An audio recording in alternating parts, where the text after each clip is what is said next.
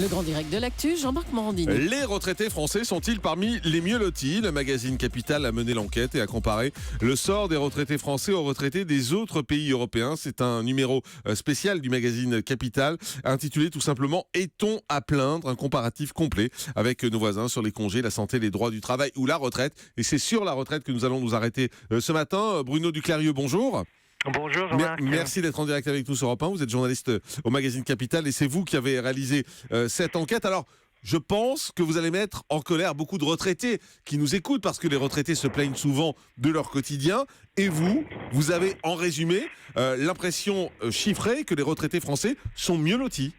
Voilà, oui, on met un petit peu les pieds dans le plat en prenant un peu de la perspective, c'est-à-dire qu'on a regardé tout simplement ce qui se passait chez nos voisins. Alors évidemment, si vous êtes retraité et vous regardez votre quotidien, vous pouvez estimer que votre vie n'est pas extraordinaire, bien sûr, mais dès que vous comparez, dès qu'on franchit les frontières, eh ben on s'aperçoit que finalement, les retraités français, c'est-à-dire ceux vraiment qui sont aujourd'hui à la retraite, je ne parle pas des salariés qui seront à la retraite dans quelques années, eh bien eux sont dans une situation qui est plus favorable que le retraité italien, le retraité espagnol ou le retraité allemand. Alors on va essayer d'être concret et de parler des choses qui vont évoquer du concret pour les gens. D'abord, l'âge de départ à la retraite, par exemple. On part à la retraite en France plutôt qu'ailleurs.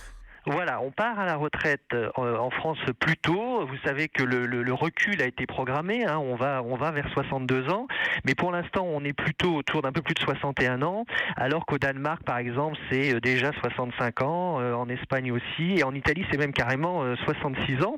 Et puis là je vous parle des salariés en général, mais il y a aussi, on le sait, des salariés notamment pour les fonctionnaires, mais surtout pour les régimes spéciaux comme les cheminots, eux qui ont la chance de partir beaucoup plus tôt, dès 55 ans parfois, ce qui n'est pas du tout le cas en Italie, en Allemagne et ailleurs, où là, eh bien, le cheminot ou le fonctionnaire, il est traité exactement de la même façon que le salarié qui travaille dans une entreprise privée. Donc on a compris, âge de départ à la retraite, on part en France plus tôt à la retraite qu'ailleurs. Et le niveau de vie ?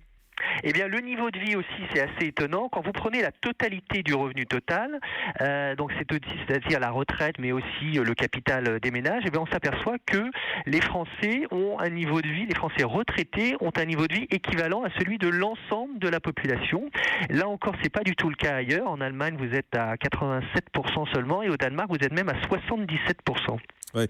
Donc on est d'accord, hein, quand on dit un niveau de vie équivalent aux autres, ça ne veut pas dire que forcément ce niveau de vie est bien, c'est juste un comparatif. Absolument. Par rapport au niveau de vie des gens. Hein. Voilà, on compare par rapport à l'ensemble de la population, mais ça permet de voir que finalement, quand vous êtes retraité, vous ne perdez pas autant que on pourrait croire par rapport à votre situation antérieure. Et ça, on le voit bien avec les pensions qui sont versées. En fait, les pensions nettes qui sont versées aux retraités sont dans une nette moyenne par rapport à la dernière rémunération. C'est-à-dire que vous avez des pays où c'est mieux, comme en Italie ou en Espagne, mais on est autour de 68%, ce qui est quand même pas mal, et c'est beaucoup mieux qu'en Allemagne ou au Royaume-Uni. Alors, on va parler également du mode de revalorisation des pensions. Là, on a le sentiment qu'on est souvent à la traîne en France. Or, dans votre dossier, dans Capital, on apprend que finalement, ce mode de revalorisation est meilleur, par exemple, qu'au Royaume-Uni.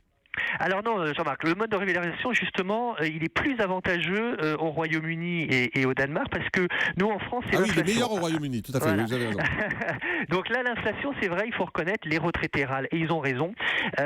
Comme c'est lié à l'inflation, que l'inflation, vous le savez, est quasiment nulle, et ben là, les pensions, effectivement, ne sont pas bien revalorisées, alors qu'elles le sont mieux au Danemark ou au Royaume-Uni, parce que là, ça correspond souvent au salaire. Au Royaume-Uni, ils ont même la chance d'avoir un minimum à 2,5, donc évidemment, c'est beaucoup plus favorable. Alors, dernier élément que je voudrais aborder, c'est le nombre d'années passées à la retraite. Et là, la France est bien.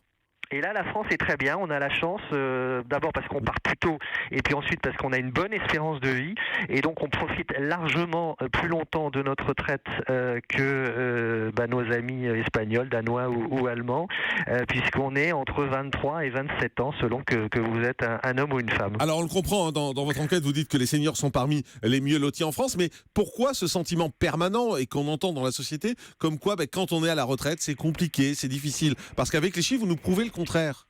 Parce que d'abord, évidemment, il faut être conscient que c'est une moyenne. Donc vous avez beaucoup de petites pensions, de modestes pensions, et là, ces personnes, évidemment, sont en situation difficile.